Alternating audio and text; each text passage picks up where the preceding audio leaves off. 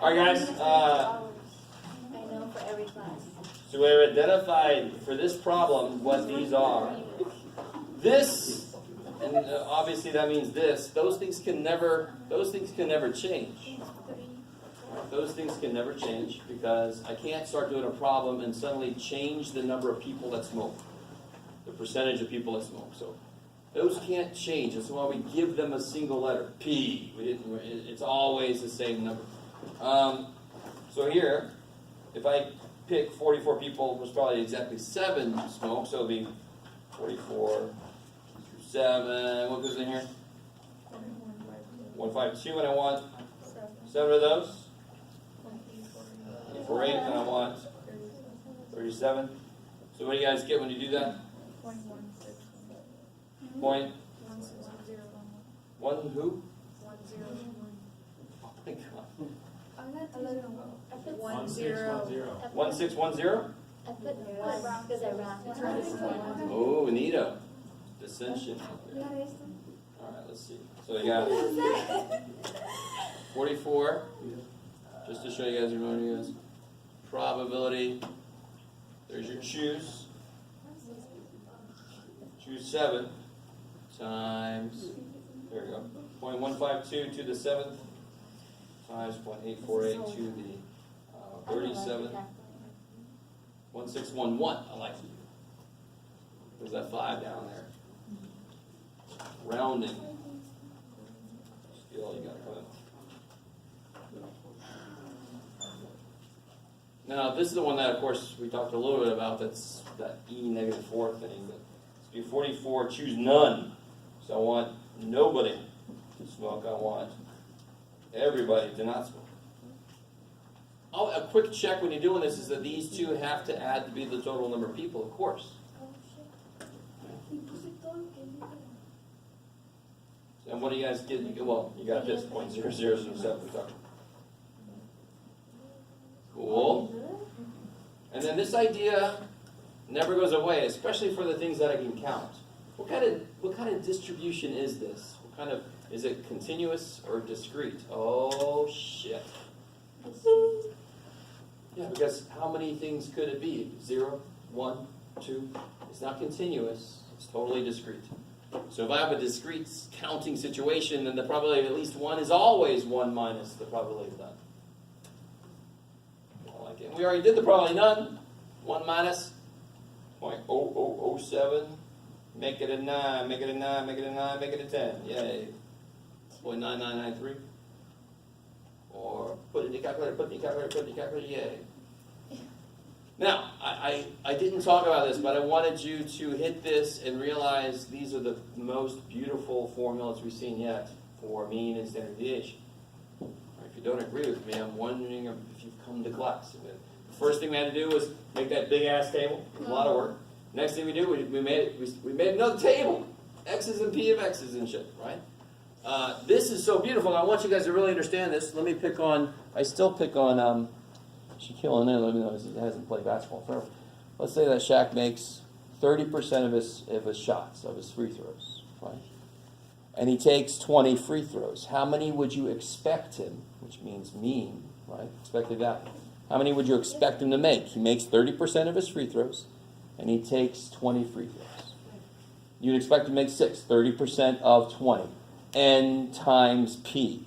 It only makes sense. It's just what you would naturally do. Now, the standard deviation formula is the complete opposite of that situation. I can't really get into the math behind that fully, but that is the formula for the standard deviation, square root of NPQ. So this will be N is 44 for this problem, and P is 0.152 for this problem. And what do you get for that? 6.688. I like it. And an average could be anything. Don't say, well, no, you can't have 6.7 people. Well, this is an average. Yes, you can. You can have that as an average. And the standard deviations will be square root of 44 times 0.152 times 0.848. Some of you guys might realize this is this, so you can kind of save time in your calculator maybe. What do you guys get for that? 2.38? 2? Or is it 1, 4? You're gonna like, no, Jeff, don't alter what I said. Square root of 44 times 152 times 0.848. 2.381, okay.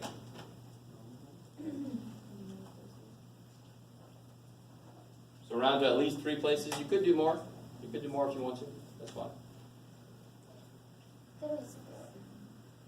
So 6.688 is the expected amount of people out of 44 who will smoke. San Diego's out of 44 who will smoke. With this standard deviation, this is how far away from that average I expect to kind of get on average. This should sound vaguely familiar, but I don't know if I've said this idea of unusual yet. Remember empirical rule? Remember the 3 numbers? Within 1 standard deviation, there's 68%. Within 2, there's 95%. And now, so within 2, there's 95%. So how much is outside of 2 steps? 5%. If there's a 5% chance of something happening, would you say that that was expected or unusual? Yes. If something happened and there was only a 5% chance of it happening, you're like, well, that was unusual. So that's why we say 2 standard deviations away is the minimum and maximum expected values, the usual values. Anything outside of it. So if I had heights and I went 2 steps away from the mean, this for you guys would be the really unusually short people, unusually tall people. So it matches up with these people. Would kind of go, I don't see that every day, or I don't see that every day. Right? Unusual. So this should feel familiar. We're going to take 2 steps out now. 6.688.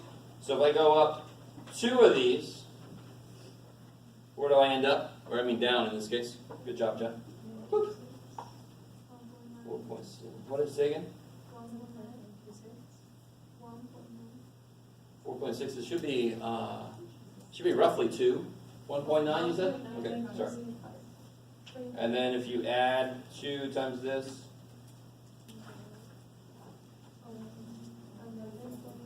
May I check something from the cabinet? sure, might as well. What you got? Okay. 45.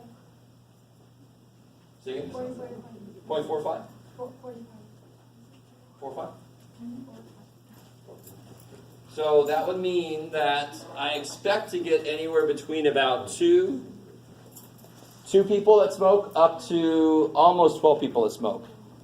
Anything outside of there is, so if I randomly selected 44 San Diego, randomly, and there was nobody that smoked, that would be weird, because I expect at least this.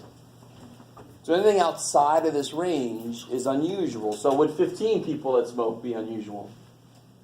Yes, I don't have to calculate any probabilities because I'm basing it on this idea of standard deviation, which is really useful. 15 would be an unusually high number of people that smoke. Thank you. Sure. Not people that smoke and getting unusually high. So be careful how you hear me say that. Gotta love that shit. A little professional discourteousness, but oh well, too bad. Let's see, blah, blah, blah, blah. Oh, cool. We got done with that. So here are 2 more little formulas. They are in section 4.3. And they are the best mean and standard deviation formulas we have seen. Learn to love them. I am done. This is as much as I want to do. Oh, Sure, take that. what is it? It's for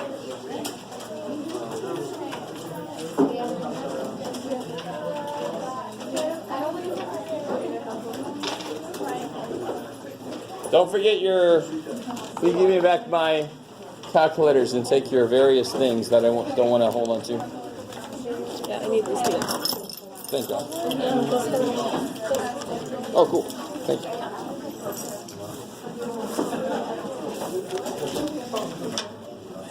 I have phones, I have stuff. Cool. Sweet.